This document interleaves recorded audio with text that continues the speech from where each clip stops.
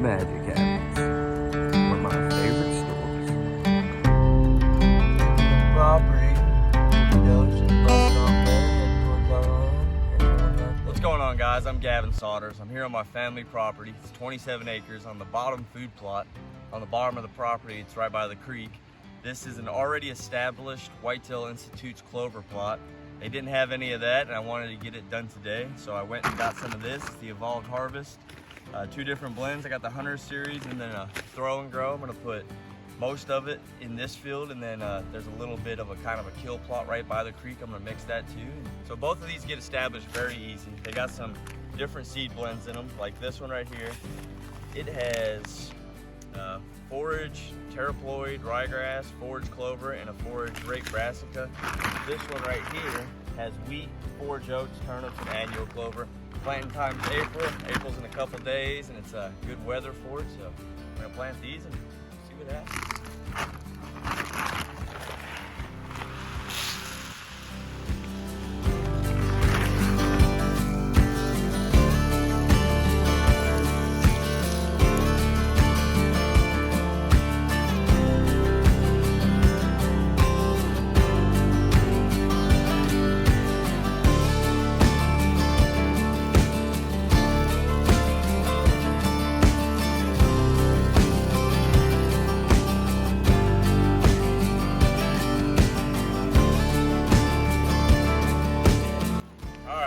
I got this overseeded. Obviously, not all this seed is gonna take.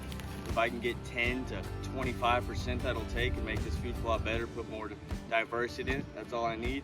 It's already started a pretty good established clover field. It's going on year 2, so it's popping up good. Clover usually pops up before everything. I'm hoping that takes over, and I get these wheat, rye, some brassica in there, and we'll see what happens. So you can see it's already pretty green. We're here right before April. Just overseeded the whole field. All right, so I'm down here right by the creek. Creek's 5-10 yards away from me. I got this Throw and Grow. It stays a little more wet down here because of the creek. We got a pond right here. It floods, we let it flood. It grows up these different trees, willows and stuff down here. But it holds good moisture, and it's always a good food plot down here, even though it stays wet. So I'm gonna broadcast this into this little kill plot. It's about a 1/4 acre kill plot. We're gonna see what happens. I have a blind right behind me. It's actually broke. I gotta get it out of here. One of the carbon fiber sticks or whatever they are, it broke. And my nephew actually shot that buck about 20-30 yards behind me. So it's a good spot. Hopefully we can get this established and just give him a little extra food down there. I got my Throw and Grow. Tells you your plant dates, tells you what's in it.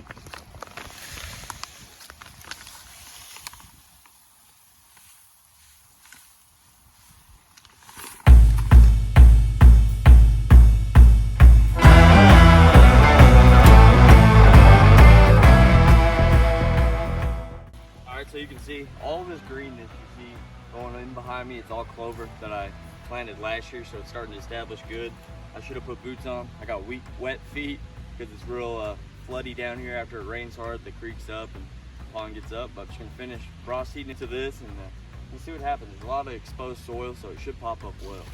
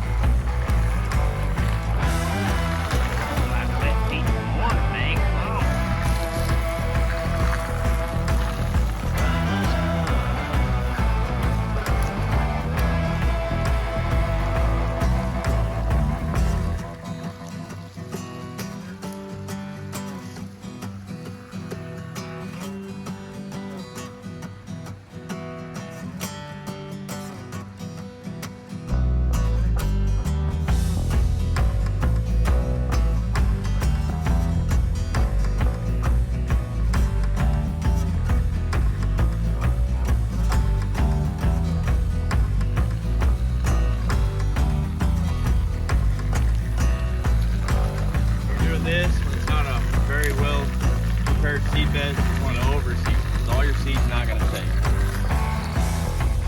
So as you can see, it's got good seed coverage. You can see a lot of these seeds in there. And like I was saying, there's a good deer trail right there, but there's clover starting to pop up pretty much everywhere. As you can see, it's real wet. You got the creek right here. The neighbors, this is where a lot of the bucks are bedding, is up on these ridges. But yeah, there's already a lot of clover. It goes back and frost seeded all the way up to there, and just gonna see what happens.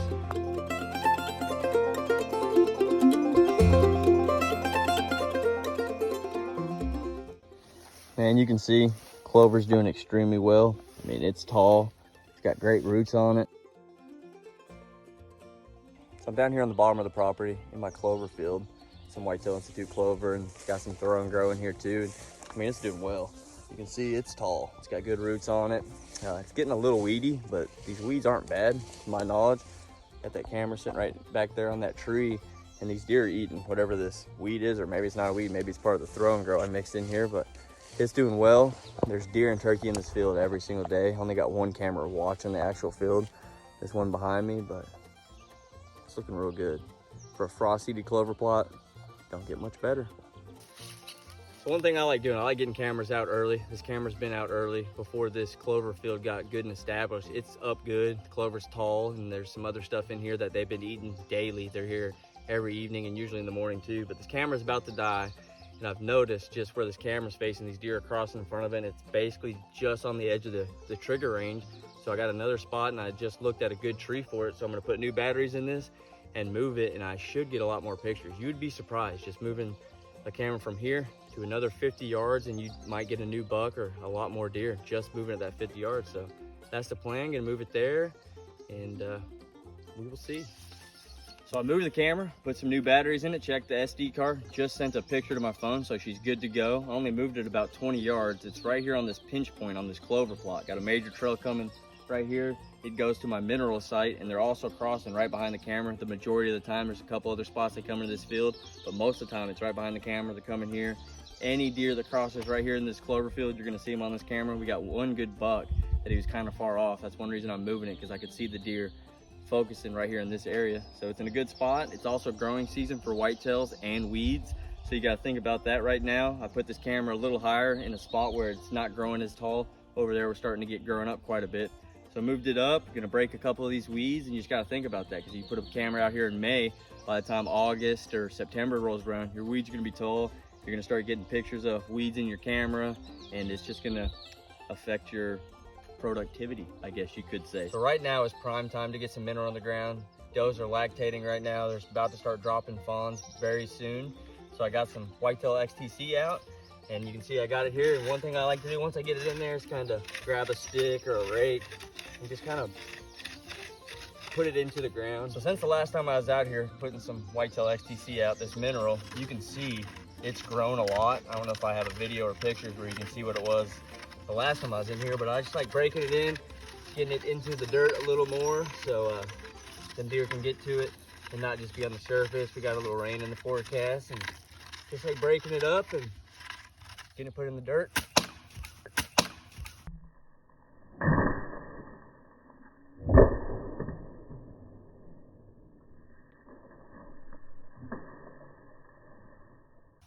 Almost got hit with that stick, but see what happens.